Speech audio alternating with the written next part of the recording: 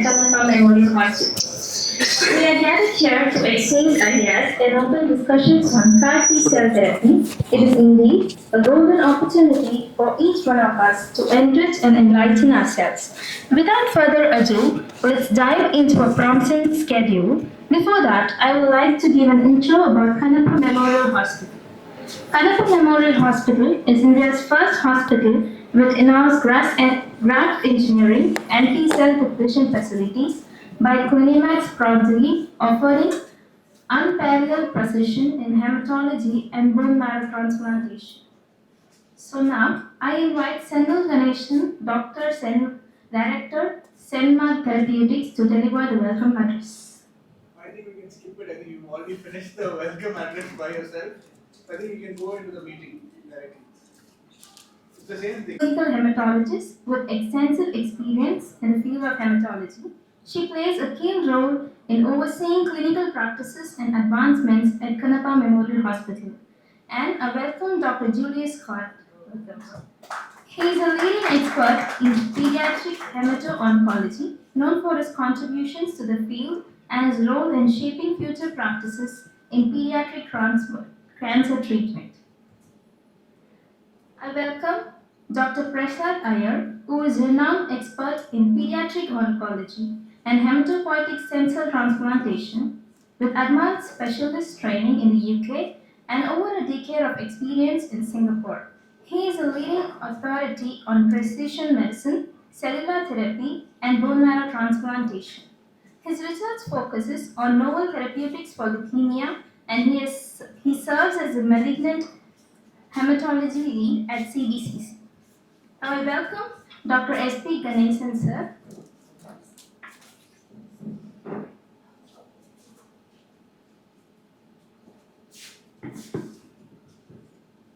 Thank you very much for the very warm welcome. First of all, thanks Dr. Ganesan and Senmag Therapeutics for inviting me to be here. There are many eminent people in the audience, so kindly excuse if I make some mistakes here. That's the way of Indian. Welcome with a shot.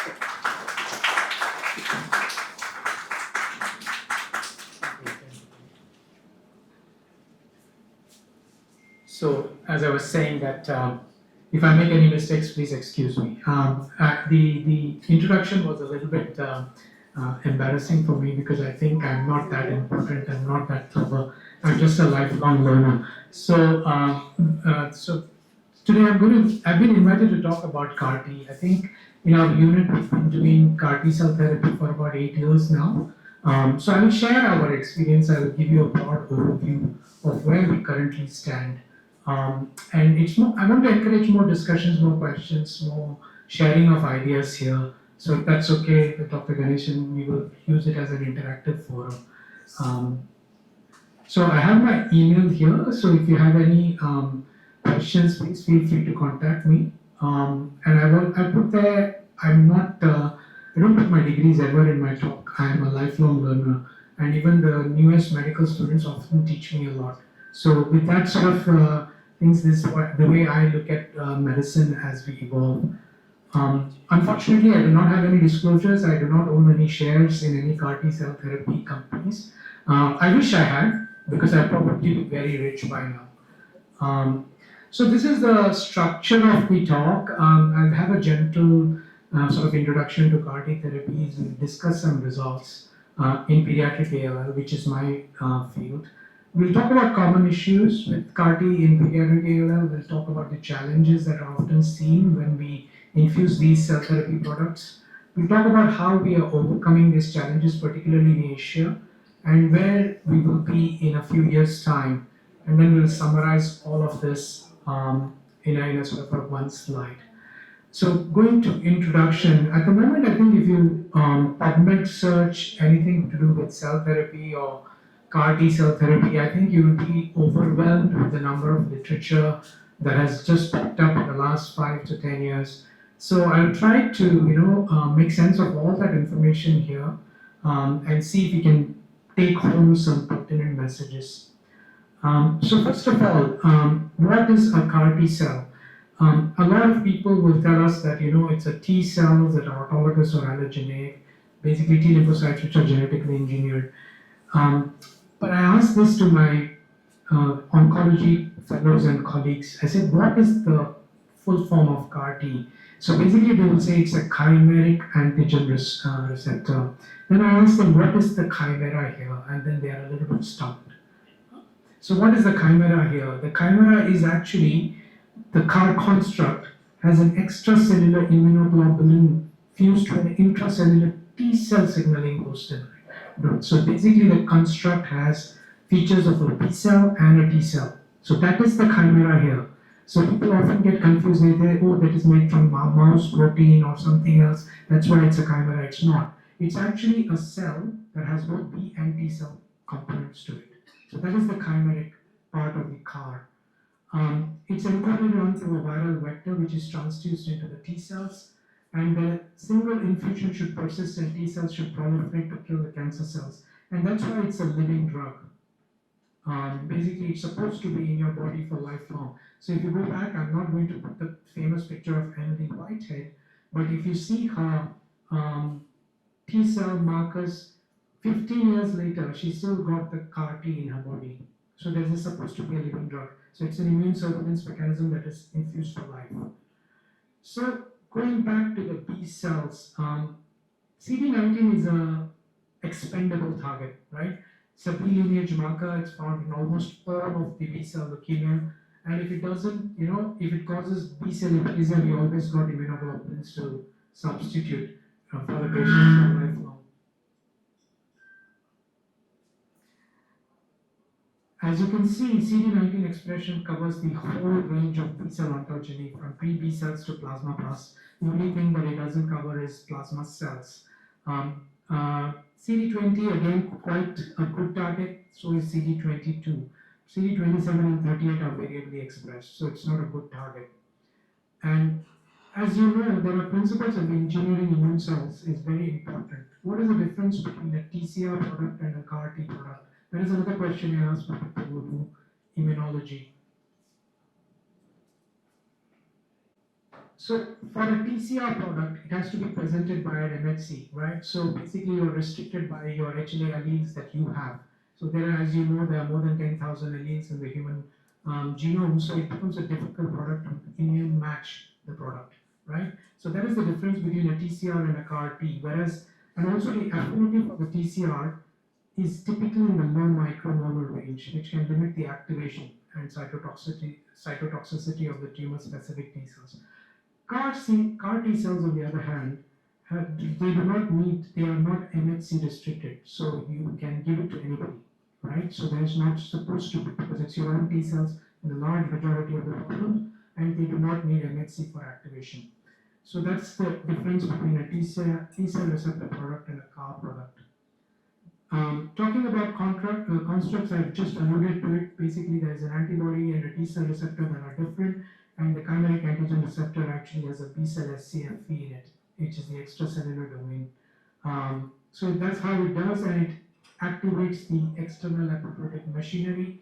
It, by the fast ligand, it releases perforin and granzyme and leads to apoptosis of the target cells. That's how CAR T cells are supposed to work.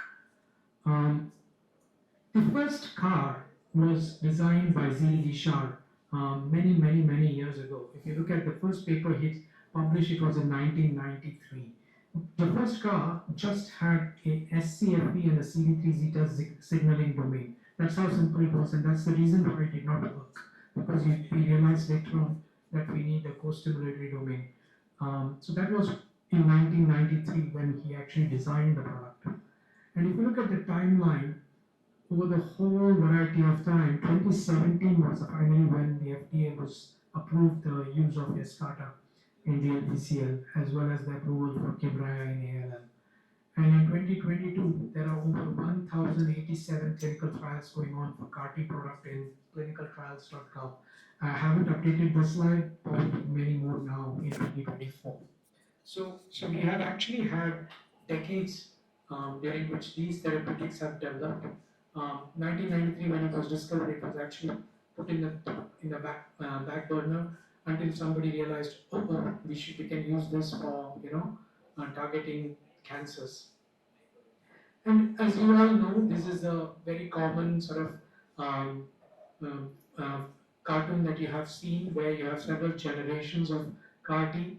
The first generation CAR only had a CD3 zeta cassette, which leads to unrestricted cytokine initiated killings or trucks, as you know us. And the next generation CARs have taken this further, where they are also getting JAK and STAT signaling to make it much more robust, so that your T cells potentially do not get exhausted. So this is the way the CAR T has evolved. So this is the story of the past. But then we should also look at the results, right? As in, what are the current literature that shows whether the results of the CAR T in pediatric ALL is it any good? So this is a slide that I picked up from a recent review of literature. There are lots and lots of trials out there, and as you can see, that our EFS rates are anywhere between 50 to 70%. Shall I continue? Yeah. Whereas the CR rate is again anywhere between 60 to 90%. But the overall survival rate again is more than 50%. And these are patients who have all comers with relapsed refractory ALL who traditionally either have failed bone marrow transplant. So these is excellent figures. Do you agree with me that this is not something that I ever saw as a first year training in oncology? Patients who relapsed post bone marrow transplant for ALL, palliative medicine was the only option we had. So these are excellent outcomes. A few of them ended up having a second transplant or a consolidated hematopoietic stem cell transplant. But even otherwise, we can agree on that these are excellent results for patients with relapsed refractory pediatric ALL. Is this better? Is this better? Yeah. Okay. So I'm not locked to the table now. So next we go into what are the common issues we see with CAR T cell therapy. So first of all, before we start, we always have what are the indications in pediatric BALL, right?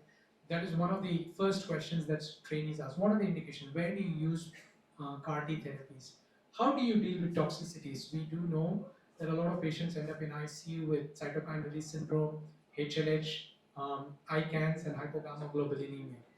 And who do you consolidate with HSCT post CAR T therapy? So these are questions that we keep asking. And what do you do with patients who relapse post CAR T? So I've sort of framed it in a physician-centric way of what are the common issues that we see here.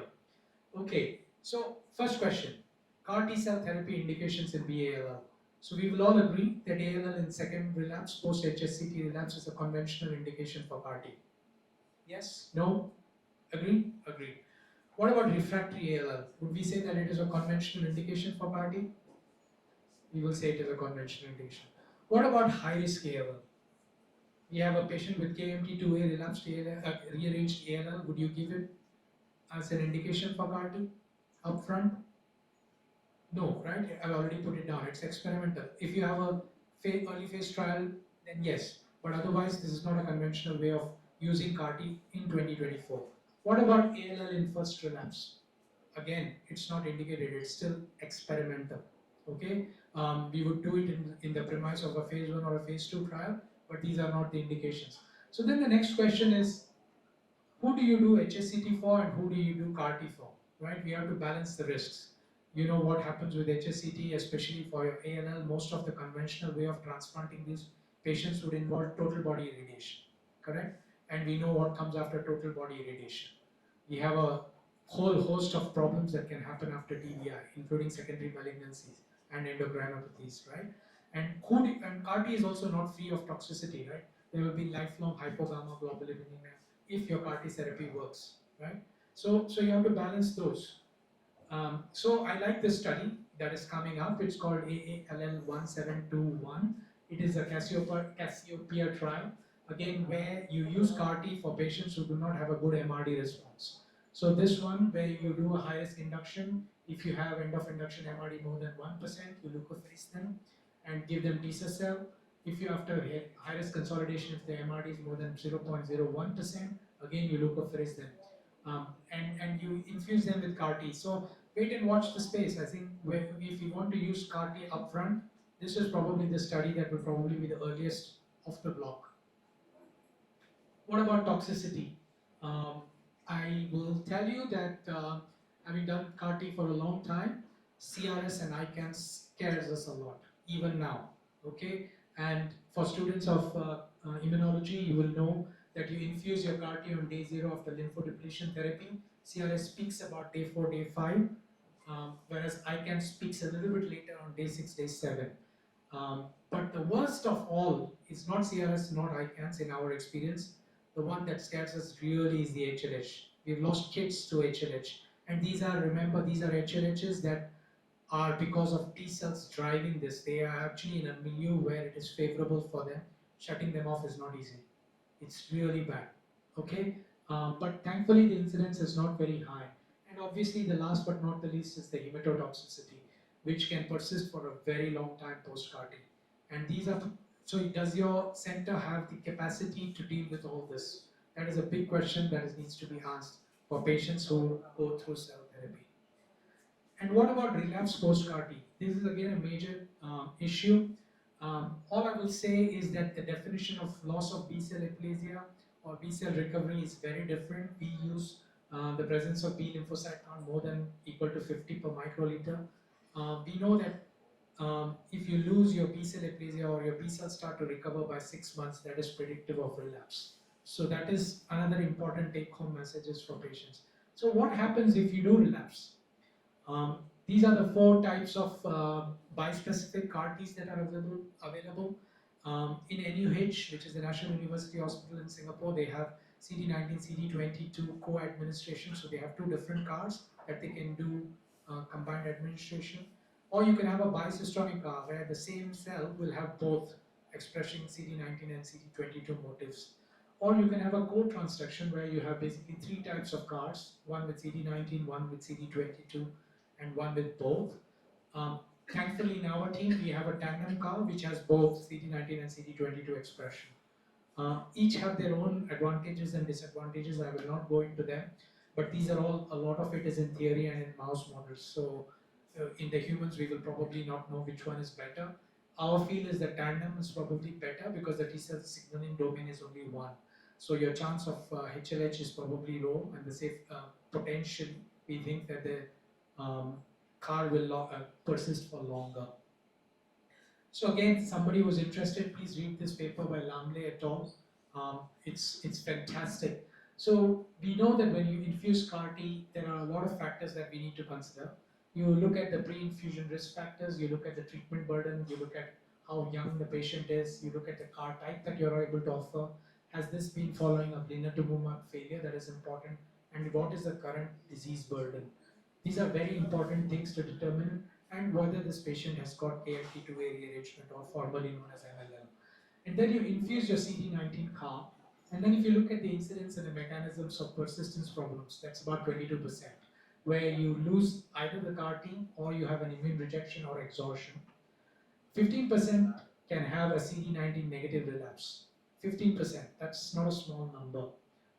That is because of immune pressure. Selectively, you actually cause so much pressure on the CD19 target that the leukemia cells adapts itself to become CD19 negative. Then you don't have a target for the CAR-T. And about 3% has disease plasticity, for example, in your KMT2A rearranged patients, where you give them a CD19 CAR, they switch to a myeloid phenotype. Okay, so these are the common problems that we see, and what you see determines what you do with them. So if you have a CD19 positive relapse and there is a problem with the persistence, you can reinfuse. You can give them blinatumomab. You can give them inotuzumab if it is CD22 positive target. You can give them molecular targets or some chemotherapy. If it is a CD19 negative relapse, which we have seen, it's a problem. If you don't have a CD22 CAR, then you'll have to consider inotuzumab. But the one thing that really scares oncologists is lineage switch. And the problem with lineage switch is if it is a KMT2A patient, the lineage switch happens within 28 days after infusion. If that happens, the mortality is nearly 100%.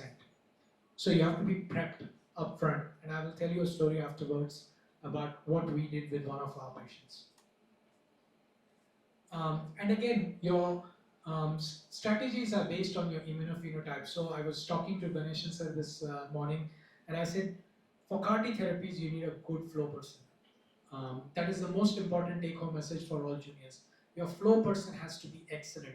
They have to identify your target. They have to identify if there is a negative clone.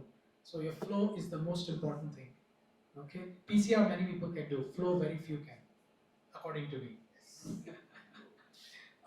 So I think your CD19 phenotype is very important to determine what you're going to do.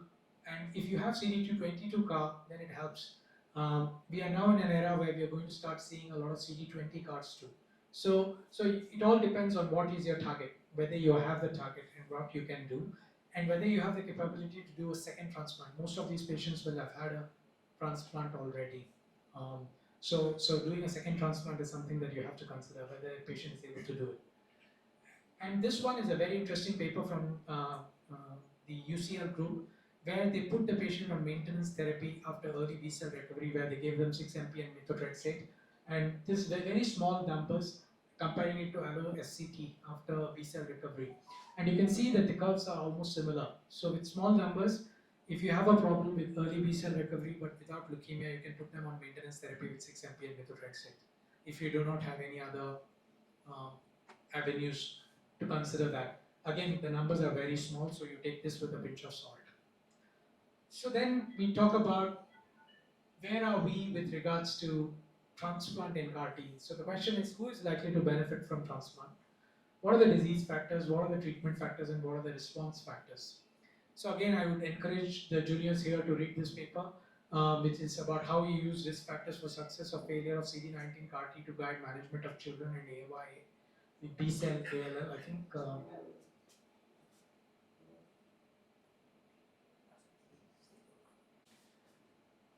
and you can see that MRD is very, very, very important.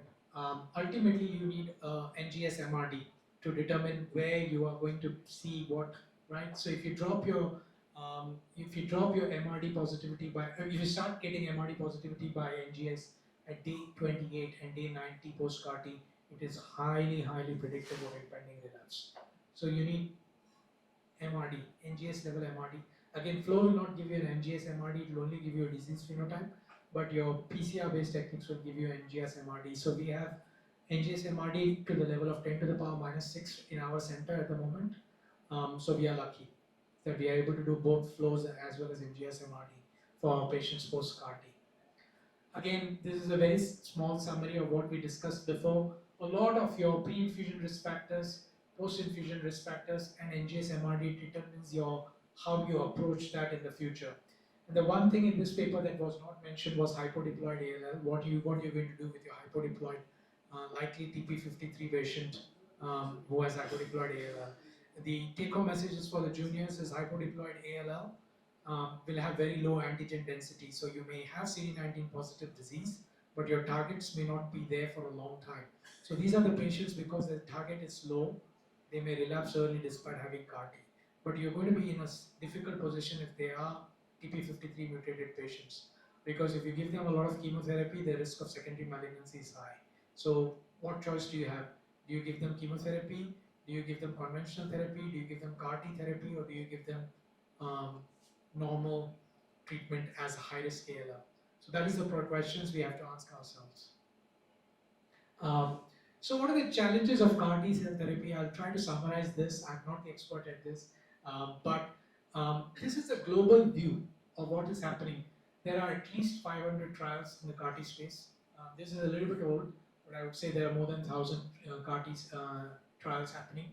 74% of them are all in hematological malignancies, and I think the number of CAR T trials of BCMA CAR is going up far faster than CD19 targeted pre-BALL. The forecast for market cap is about 11 billion in terms of gene therapy market in 2025. There will be 2 million people who will benefit from this in the next 10 years. And if you have a good company, you're going to be, looking at a profit of 50 billion US dollars.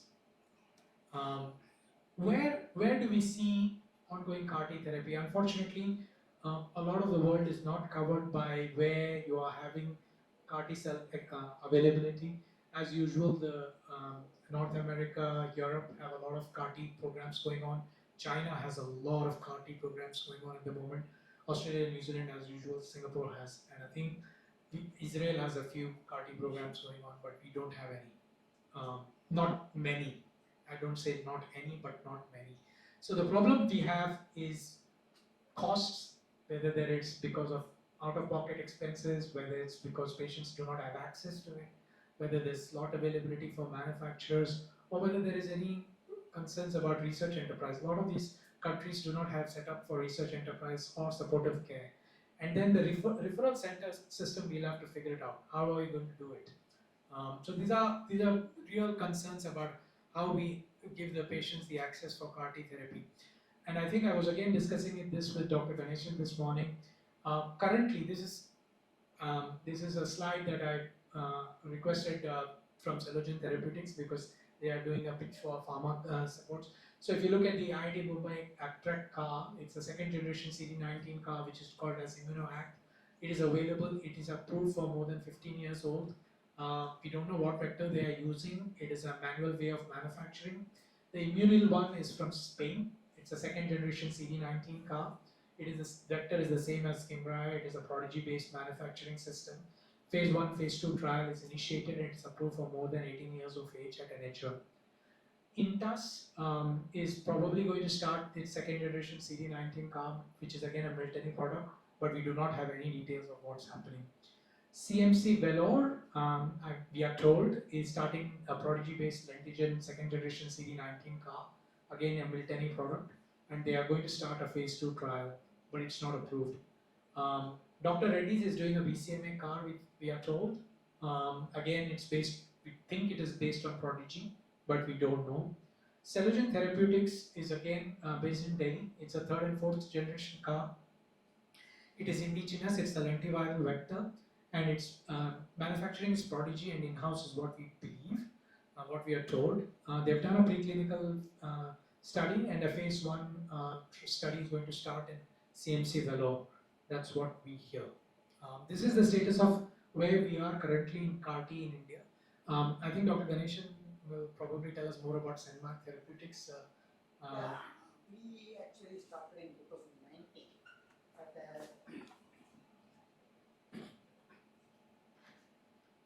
we have a meeting platform, so we are very likely to, right now we have designed the second generation molecule with a typical anti-CD19 with a CD28 and 4-1BB, but I think it is 2 to 3 years down the line.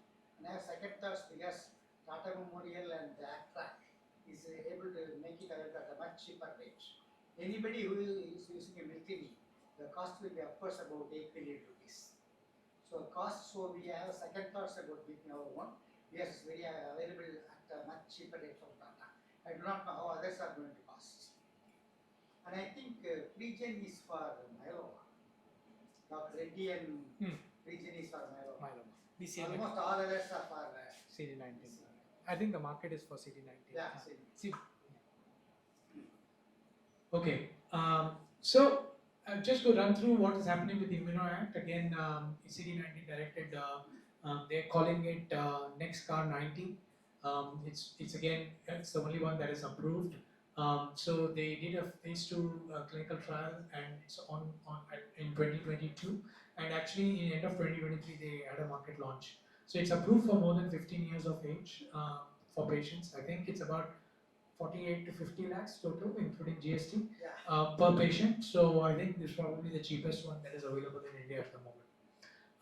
Again, this is the diagram from their ImmunoAct. Basically, there's a centralized hub and spoke model. You have a patient somewhere, you send the leukapheresis product to them, they manufacture it and send it back to you as a cryopreserved product. I think that's their model that they have. So, looking into the future, I'm not very good at crystal ball gazing, but I think future of CAR-T cell therapy in pediatric leukemia is reasonably well established. But these are options that may be available in the future where we will have non-specific and specific immune-based therapies where you can have LAK or CIK or NK cell therapeutics that come in your way along with cytokines. And obviously the monoclonal antibodies and the tumor-infiltrating leukocytes will also potentially be available at some point. A lot of studies on vaccines are ongoing at the moment, but uh, there is a lot of disruptive thinking with the use of repurposing our immune system to target cancers. So I think by the time I'm retired, I probably think that there will be an immune way of treating all cancers rather than the very toxic chemotherapy route. And last but not the least, again, I think you must have read this NEJM paper where they do base edited CAR T cells therapy for CD7 CAR T. Basically, as you know, base editing creates a precise single strand break rather than a double strand break. It reduces unwanted mutations and enhances the specificity. And this can modify the gene function. Maybe it is easier to produce and potentially can do multiplex editing. So, and the idea is that it is a lot more safer. So I think watch the space. This Series 7 CAR T for T cell ALL sounds very, very promising. So this is where we are going to. Again, there are ways that are going to be, very theoretical. I'm not going to dwell too much on that. And what can you do to improve T cell exhaustion techniques? You have your self-driving car, an inducible car, a switch car, or a TME-driven car, or a split car. Basically, you use small molecule to cause expression systems. Use interferon gamma. You use NF kappa B. So basically, keep the car going. These are all very theoretical at the moment, not being used in patients. And again, we talked about briefly about the models. There are several models of how you can do your CAR T development. You either have the send the patient to the center, send the product to the center, a combination of those. How you're going to use your CAR T products, especially in the big country like India. Some of you may have listened to these stories, so sorry if you have heard of them, but I think to this audience it is more important, because what we did, why we did, and how we did it. So this is I sort of picked up a couple of stories from very recent. This is a 2023 patient, a 14-year-old boy, who was admitted to our hospital with mumps and high fever, could not eat or drink. But a smart lab tech noticed some blasts in his peripheral blood. His blood count was completely normal at that time. And then we did a bone marrow and we found he had 30% blasts and he had CD19, CD22 positive blasts.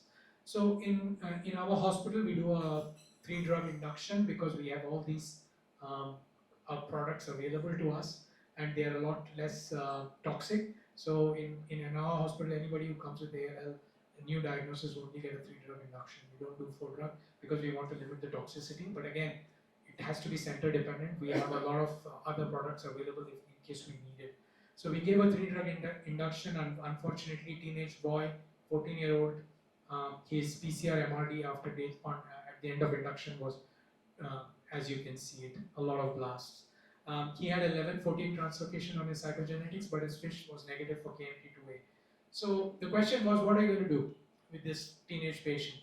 You've got very resistant disease. He's got an M3 marrow. He's had a 3-drug induction, and he's pretty much refractory. So he has had a CRLF2 on his RNA sequencing. So as you all know, this is a Philadelphia-like ALL. So we continued with intermediate risk chemotherapy. His MRD at week 8 after his phase 1B, which is cyclocytarabine based block, was 3.22 into 10 to the power minus 4. So this was good. I think he did respond to the cyclocytarabine block from where he was, and at week 12 he did not have any MRD. So what we did was, as a study, we harvested him and we used a fresh infusion dual CAR T, CD19, CD22 CAR T product. Because he's on trial, we did not consolidate him with bone marrow transplant. Now he is 12 months post CAR T. He did not have any immune effector cell associated toxicity. He is in deep remission. We can't find any evidence of any disease anywhere. And he still has CAR T on his floor and has B cell aplasia. So to us, it's a success. He, being a teenager, he avoided all the intensive chemotherapy. He did not have any major problems with his dual CAR. He only had CRS grade 1, which was just a little bit of fever. And he's back to school, he's enjoying life.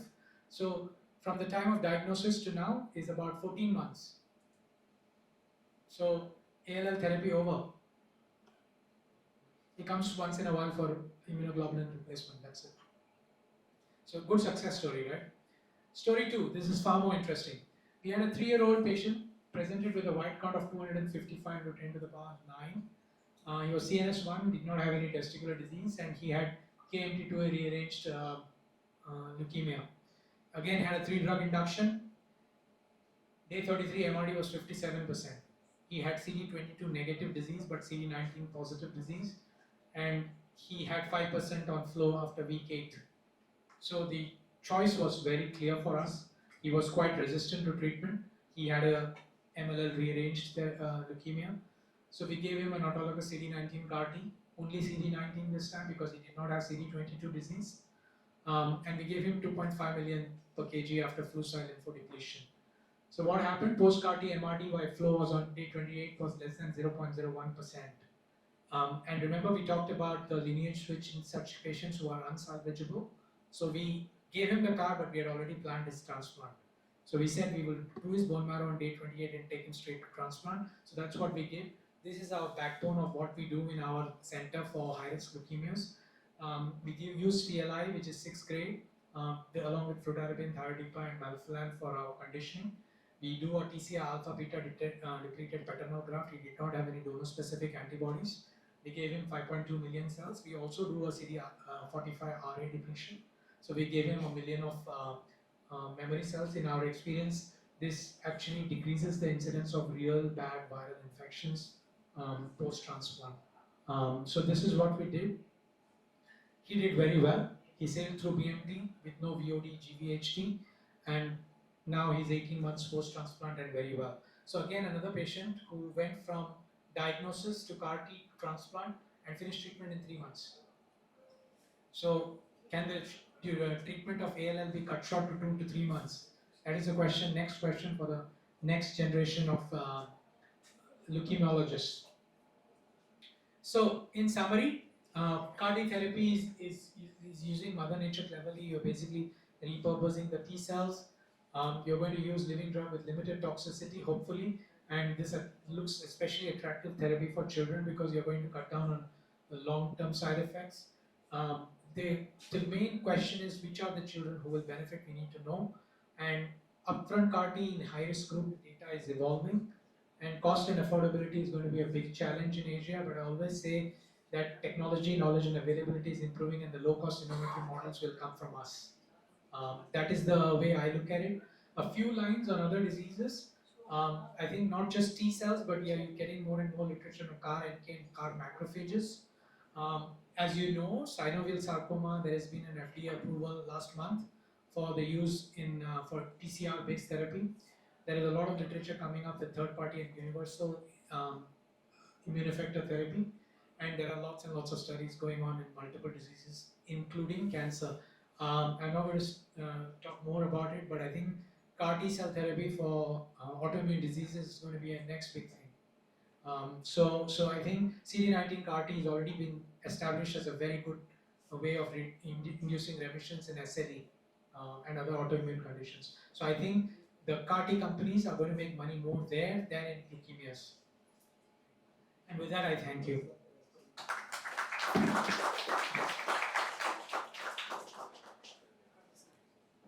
For the inspiring session.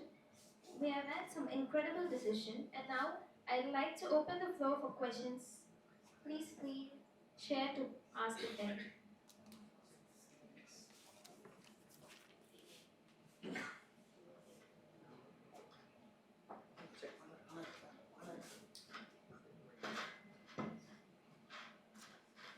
It was a very interesting lecture, sir. Your thoughts on CAR T management for AML?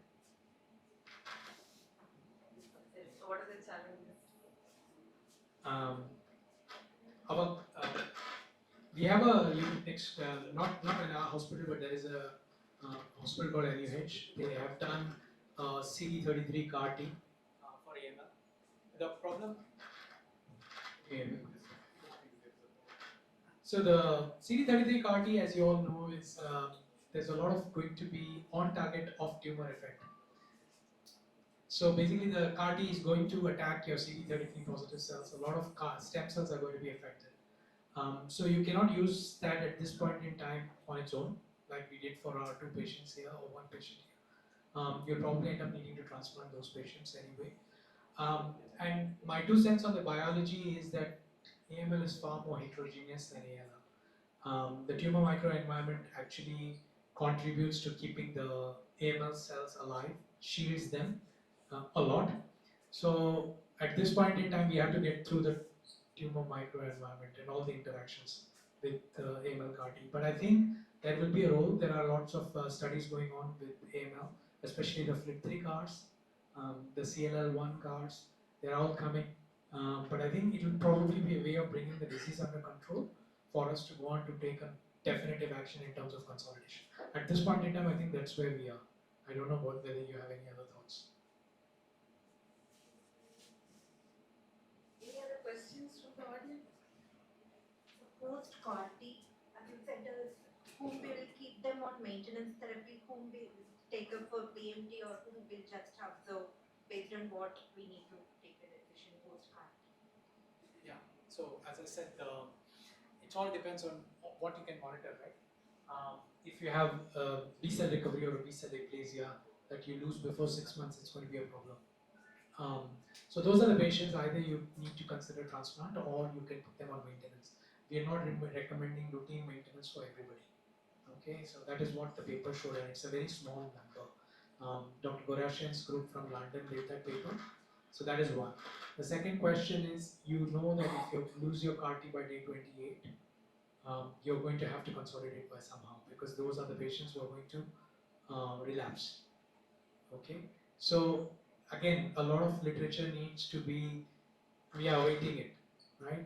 So depends on what you have. Either it's a CAR T loss, or there is disease reemergence because of any other reason, right? Or there is impending relapse.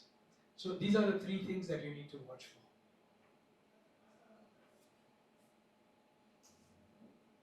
So in your second patient, you said the MRD was positive still at the end of consolidation. So you went ahead with the autologous CAR T. So did you use any chemo before that, or you went with an active disease, the CAR T? And second question is, in your center, how long does it take? You make a practical decision of infusing a patient with CAR T, and how long does it take for your actual transplant? Trust me, I don't need to ask all difficult questions. Very important question. So the first question was, do you take patients with active disease for leukapheresis harvest, right? So are you worried about contamination, right? So the good thing about the way we do our CAR T manufacturing is we select the T cells. So the Miltony machine is amazing. It will enrich for T cells only. So the chance of B cell contamination is very, very, very, very low. So that is one. So for us in our unit, if you have disease less than 5%, we are good to go.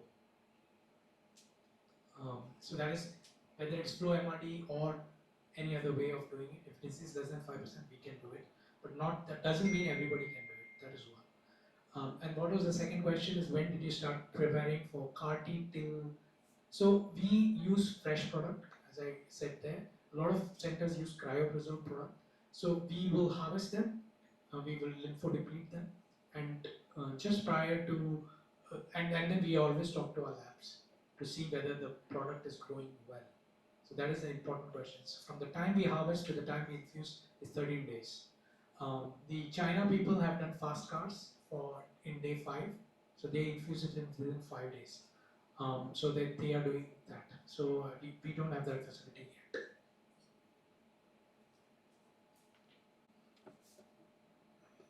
Is this working? I don't think it's working. Is it working? Okay. The last few slides when you're talking about post-CAR relapse, so improving CAR T cell efficacy. So is there a role for immune checkpoint inhibitors at that point of time? Yeah, I was wondering if somebody's going to ask me that question. I think the immune checkpoint inhibitors at the moment have gone out of fashion.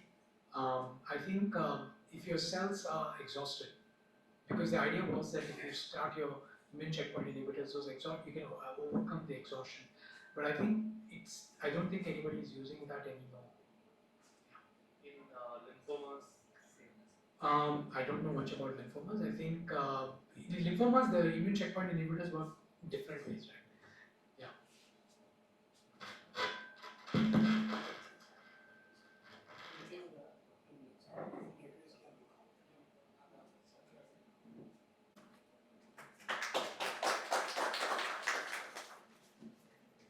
I now present a second speaker to you all, Dr. S.P. Ganesan sir. He is a renowned expert in clinical pathology. We look forward to their enriched presentation on CAR T cell therapy for solid tumor and autoimmune disorders.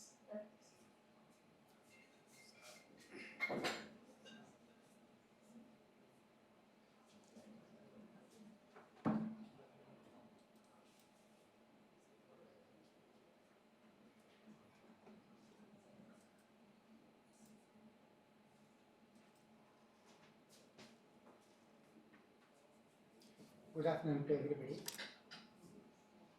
Again, on behalf of Kannappa Memerial Hospital and Senmag Therapeutics, I welcome all of you here.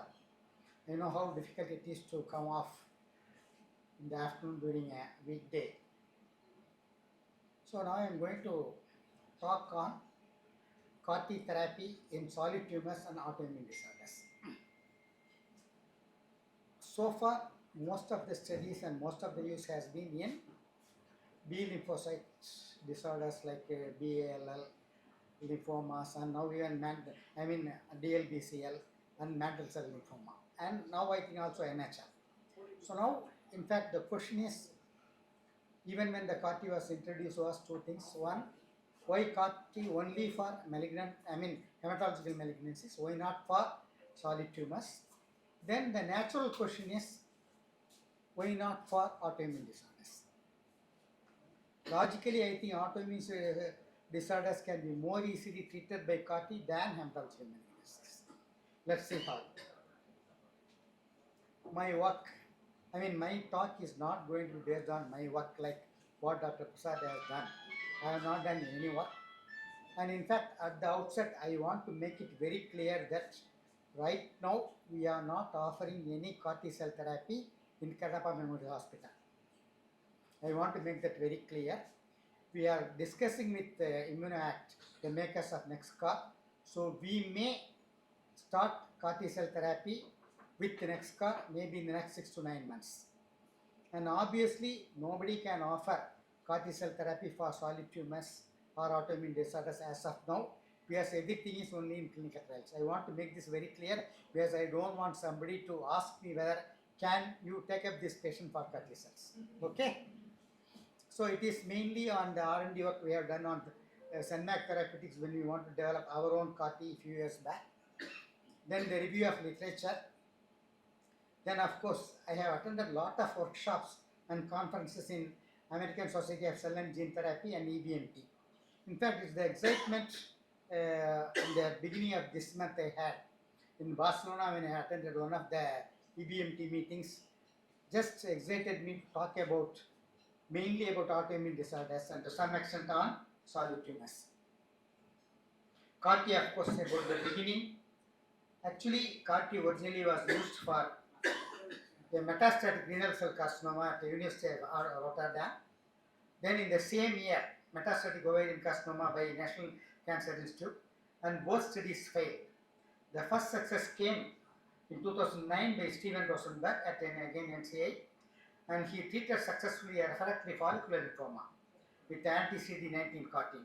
But the real breakthrough came in 2011 when Carl June and David Porter in Children's Hospitals of Philadelphia, University of Pennsylvania used CAR T successfully in refractory BALL and B-cell acute lymphocytic leukemia. Then the rest is history. Of course, I can skip some of these slides, like the structure of CAR T, various generations, manufacturing process, and that has been well explained by Dr. Prasad. So now let's take solid organ tumors. What are the real challenges? First, the blood cells, let it be a B cell or a T cell, they express specific surface antigen, specific markers. So it is very easy to make a CAR that is directed against that particular surface marker. But in case of solid tumors, they do not express such markers.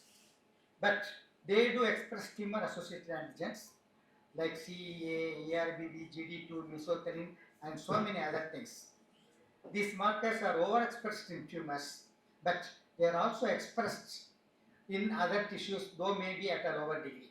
So there will be a lot of on-target and off-tumor toxicity. This is the main challenge why CAR-T is still not yet approved for any of the solid tumors. Then I'll quote a study from Mitchell Ho from Center for Cancer Research, Bethesda. He used HER2 CAR-T for colorectal carcinoma, it failed, and he also used GD2 CAR-T for neuroblastoma, it failed. Because as I said, these tumor-associated antigens are not specific for colorectal carcinoma or neuroblastoma. But at the same time, when they used GUCY2C specific CAR-T, they succeeded in treating colorectal carcinoma, at least in the mice. So this shows that one has to be extremely careful in assessing and designing the tumor-associated antigen to design the CARs. Again, Dr. Rosa Nagin reported in Cell that treating CAR-T with a CT3 antibody, the CT3 CAR-T cells showed activity against neuroblastoma, leading to complete remission in mice. The TAA in the neuroblastoma or GPC2AA, and clinical trial has now started in National Hospital, Washington, D.C. Then again, ovarian cancer, it was a glycoprotein G72 is the tumor-associated antigen, and the CAR-T was directed against the MUC16. So intraperitoneal injection of this CAR-T decreased progression and eradicated tumor in mouse models, in humanized mouse models. Further preclinical and clinical trials are being conducted on this particular CAR-T against ovarian cancer. Breast cancer, Nature Medicine Zoetal reported that the triple negative breast cancer expressing MUC1 can be successfully treated by MUC28Z expressing CAR-T cells. These CAR-T cells reduced tumor size, tumor proliferation, and increased survival time in xenograft models. Other studies using NKG2 CAR-T and HRG1B CAR-T had similar effects on triple negative breast cancers. Then in prostate cancer, Solvineta recently in Netherlands proved that the prostate stem antigen and PSMA directed CAR-Ts proved cytotoxic to prostatic carcinoma, and this may be the first CAR-T approved by the European Union very soon against a solid tumor. Then in renal cell cancer, the various renal cell cancers express carboxyanhydroxylase 9 antigen, but this antigen is also expressed in gastric mucosa, epithelium of duodenum and small intestine. So the first generation CA19 CAR-T proved cytotoxic against renal carcinoma provided they were able to create hypoxic conditions in the tumor environment. Lung cancer, both small cell lung cancer and non-small cell lung cancer express tyrosine kinase like orphan receptor, that's ROR1.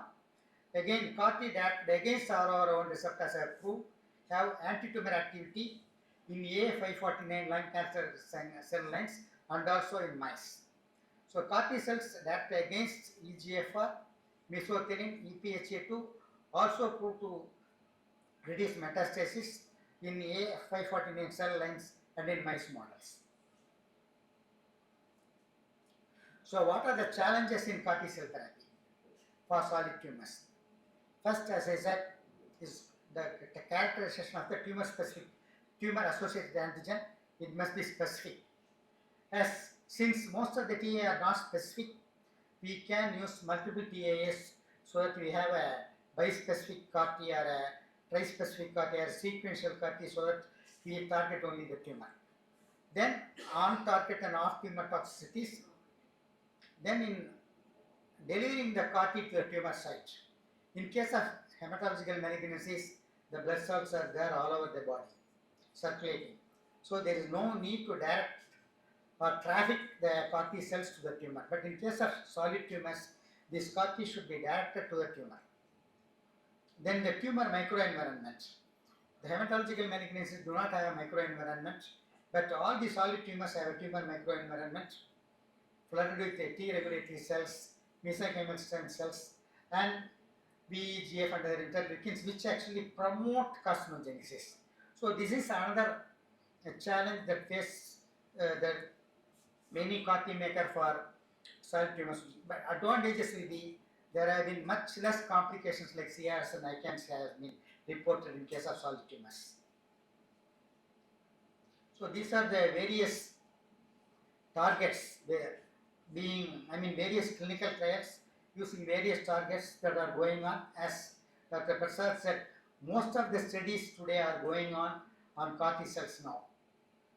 I think probably 60% of the scientific work in the medical field is now going on CAR T cells in hematological malignancies, solid tumors, and autoimmune disorders, and we do not know what not.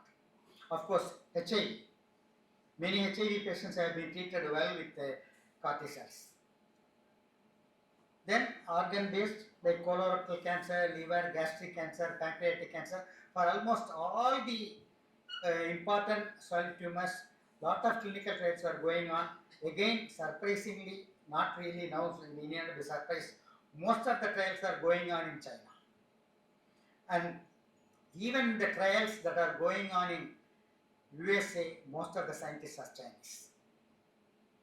Of course, only Europe, there are not much Chinese, but the Chinese, either in US or in China, are leading the research in CAR T cells. CAR T in autoimmune disorders is really an exciting and more probable cause for using CAR T cells. As you know, autoimmune disorders are heterogeneous conditions activated by reactive B cells or T cells.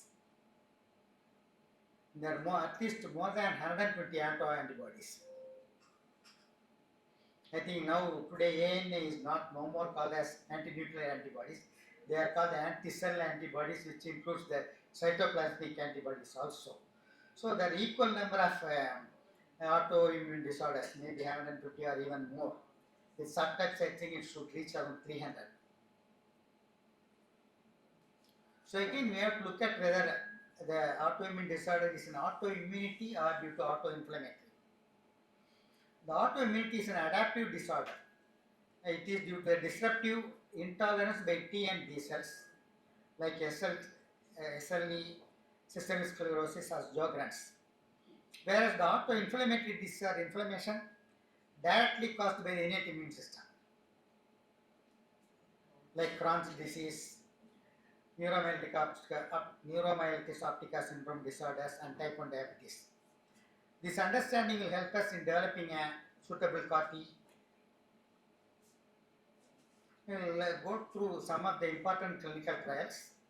One is the CD19 CAR T cell therapy in autoimmune disease, a case series with follow-up, and it is anti-CD19 CAR T cell therapy for refractory systemic lupus. The outcomes: 15 patients were studied, SLE 8, systemic sclerosis 4, and idiopathic inflammatory myositis 3. A single infusion of anti-CD19 CAR T after fludarabine cyclophosphamide preconditioning was effective even after 2 years. There was improvement in the SLE as measured by Doris criteria, ACR EULAR criteria, and USTAR criteria. The side effects were minimal.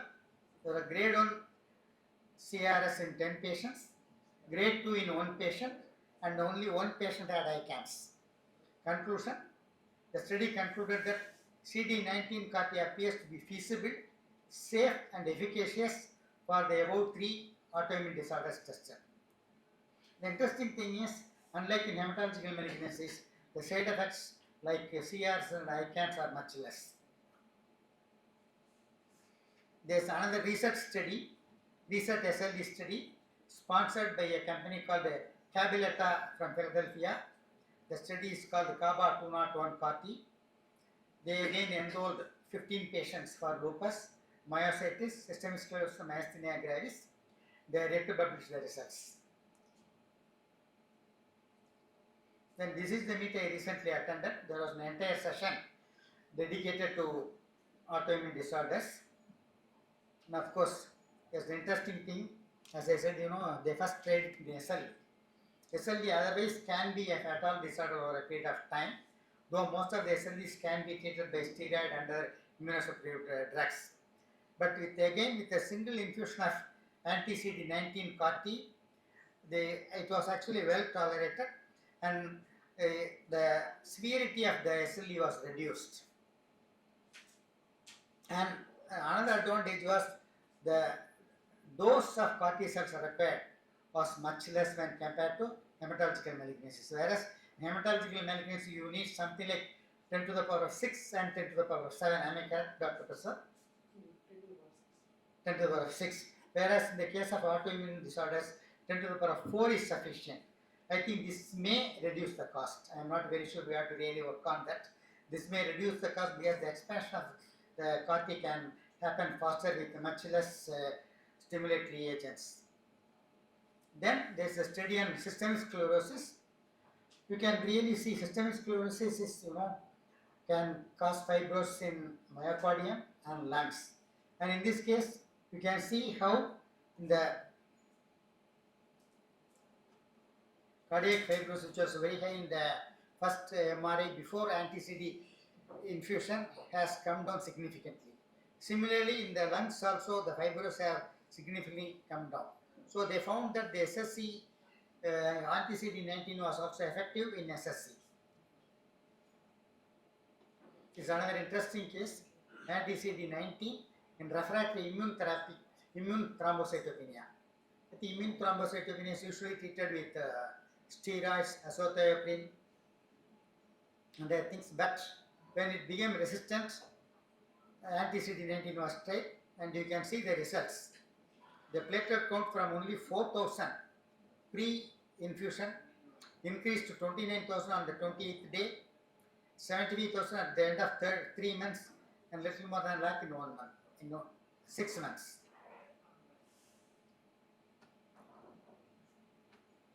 And this one I am just presenting because this is one of the studies that use an allogenic CD. Most of the other CDs are, almost all the CDs are autologous CDs, CAR-T cells, but here they use an allogenic CD. In the allogenic CD, the TCR is removed by gene editing. Though this may make it expensive, the advantage of the allogenic CAR-T can be off the shelf, and we need not really have the so-called vein-to-vein time, if at all is available, cancers. Of course, again, these are the various studies going on in Europe for CAR-T cells against various autoimmune disorders, and in almost everything the precondition is like for hematological malignancies, mostly flu-C preconditioning.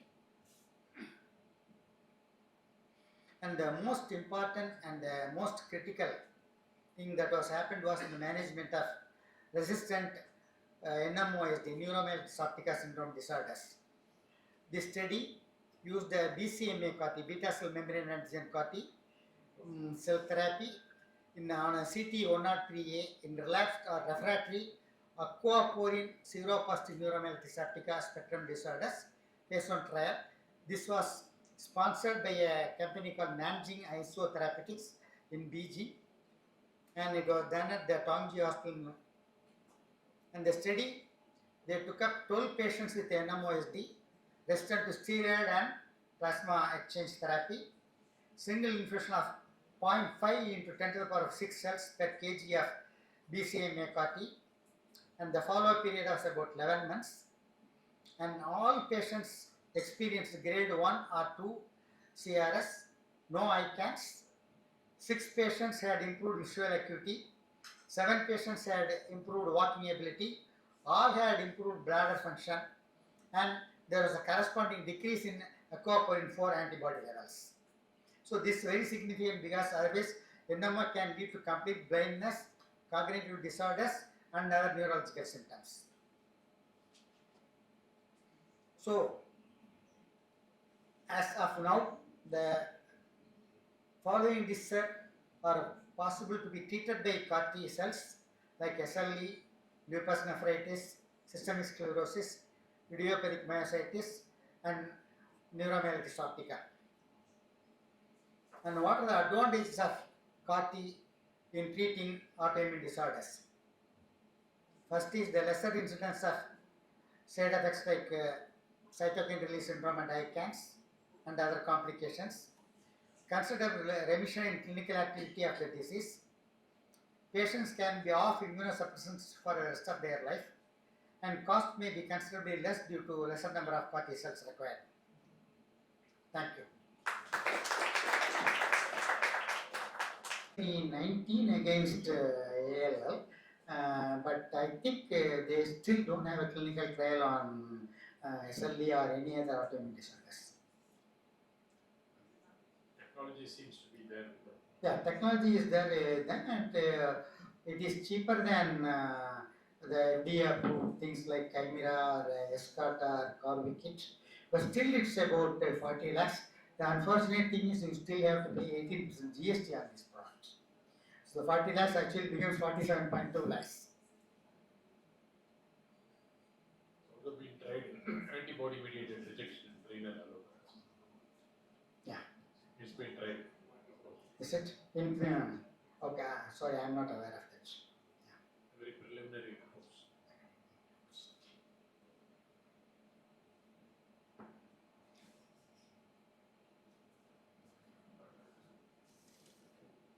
Any other questions? Or oncologists and hematologists, I am not getting much questions on autoimmune disorders. Any questions from oncologists on solid tumors?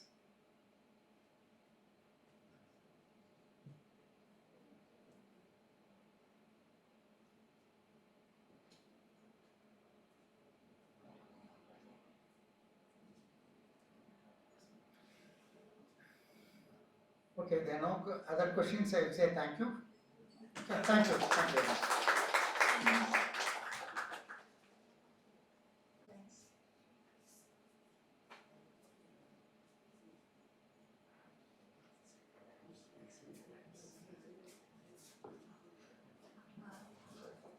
My sincere thanks to everyone who have gathered here, and it's my pleasure to thank you all for making this meeting happen. So my first and foremost thanks to Dr. Prasad, who has traveled all the way to Chennai, and he has taken pleasure always to travel and come and teach us since we have known him. And thank you for making us understand such a complex topic so easily. And so special thanks to let us know that learning never ends. Thanks for being a lifelong learner and even motivating all the young minds here to do so. My sincere thanks to Dr. Julia Scott and Dr. Margaret for being instrumental behind this meeting and being the chairpersons of the day.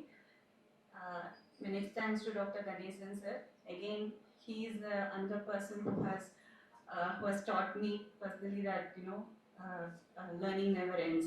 So he told me once that he reviewed 200 papers in 2 weeks about CAR T, which I could never even imagine.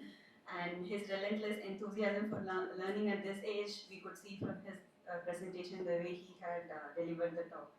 Sincere thanks to you, sir, for motivating us and for all the initiatives that you have taken for KMH and for this meeting. And I sincerely thank the ground staff at KMH and all the managers, including Prabhu, Vijay, and all the team members here for conducting this so smoothly.